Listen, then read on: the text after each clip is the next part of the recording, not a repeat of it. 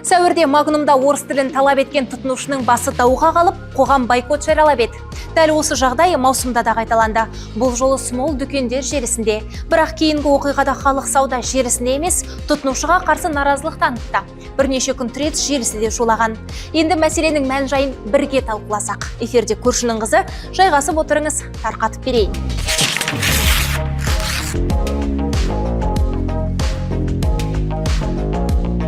Бұл өткен жылдың соңында Магнумда болған оқиға. Тапсырыс беруші қарапайым курьерден орыс тілінде жауап алмақ болады. Кейін болған жайтты әлеуметтік желідегі парақшасына да жазады. Мұны курьер мен тұтынушы арасындағы жай бір түсініспеушілік деуге келмес. Себебі қоғам реакциясы қатты болғаны сонша ауқымы кеңейді. Жұрт бұл жайтты жалғыз қызметкердің мәселесі емес, мемлекеттік тілге деген көзқарастың айқын көрінісі деп қабылдады. Ең бастысы, Магнумдағы осы оқиғадан кейін халық көп жерде қазақ тілінде қызмет көрсетуді талап ете бастаған. Ал Магнумның өзіне ашық бойкот жариялап, сауда жасаудан бас тартты. Салдары да көп күттірмеді. Ірі дүкен желісіне барушылар сап тыйылған. Осы оқиға бизнестің қоғам алдындағы жауапкершілігін еске салды. Қазір адамдар компания сапалы қызмет қана емес, елдің тілі мен мәдениетіне құрметпен қараса деп күтеді. Халық сеніміне ие болу үшін ірі брендтер де мемлекеттік тілге бейжай қарамауы тиіс. Осы тұста әлеуметтік желінің күшіне ерекше тоқталғым келеді. Бір жайт аз уақытта ел болып талқылаған ауқымды мәселеге айналды. Көп адам пікірін еркін айтып, кейбірі бойкот жариялайды.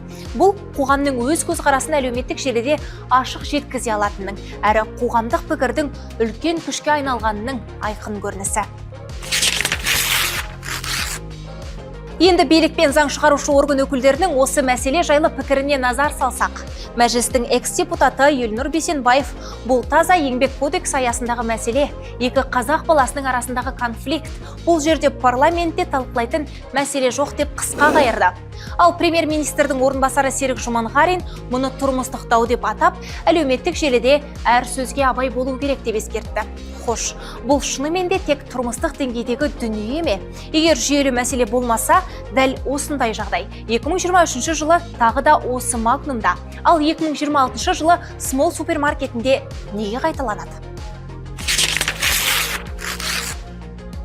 3 жыл бұрын желіде тағы бір видео тараған. Астанадағы Магнум супермаркетінде сатып алушы түбіртектің орыс тілінде берілмегеніне ашуланып, қызметкерден ақпаратты орысша ұсынуды талап еткен. Я не обязана ничего и никому. Я плачу налоги, и мне должно быть на моем языке. Бейне жазбада әйел түбіртек менің тілімде жазылуы керек дейді. Осыдан соң оқиға әлеуметтік желіде қызу талқыланып, жұрт пікірі екіге жарылды.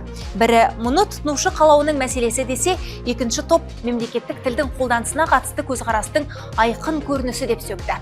Жақында дәл осындай жағдай смолда да болды. Все закрытые кассы, на русском нет, эти языки. Өзін Галина Лес деп таныстырған әйел, дүкен қызметкері қазақша жауап бергенде түсінбеймін деп, орыс тілінде қызмет көрсетуді талап етеді. Қызметкер сабырлы түрде түсіндіруін қазақ тілінде жалғастырады. Бірақ бұған келіспеген әйел дауыс көтеріп, ақпаратты орыс тілінде алуға тырысады.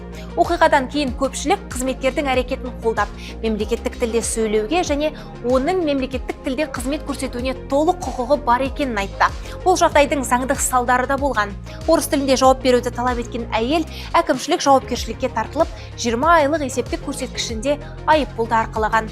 Барлық оқиғаның бір ұқсастығы бар. Ол тілге қатысты даулардың тұрақты түрде жиі қайталанып отыруы. Қазақ тіліндегі дау ірі компаниялар төңірегінде де болған. 2022 жылы Чоколайф компаниясының директоры Рамиль Мухаряповтың шетелдік қонақтармен кездесуде қазақ тілінде жауап беру мәдениеттің көрінісі емес деген пікірі сынға ұшыраған. Кажется, что все равно это чуть-чуть странно. Чуть-чуть какое-то проявление такого, чуть-чуть надо смотреть. Поэтому басы дауға қалған кәсіпкер өз ойын дұрыс түсіндіре алмағанын айтып, халықтан кешірім сұраған еді. Ал 2024 жылы футболдан Қазақстан ұлттық құрамасының бас бапкері болған Станислав Черчесов те тіл дауына қалған. Баспасөз мәслихатында қазақша сұрақ қойған журналистке шүйліккен ол көп өтпей халықтың қаһарына ұшыраған. Станислав Саламұлы, әңгіме жоқ, прогресс бар. ойын өзгеріп келеді жақсы жағынан. Ты по-французски сейчас говоришь? Дау шыққан тұста желіде экс-бапкер қазақ тілін үйреніп жүргенін жазып фото жүктеген.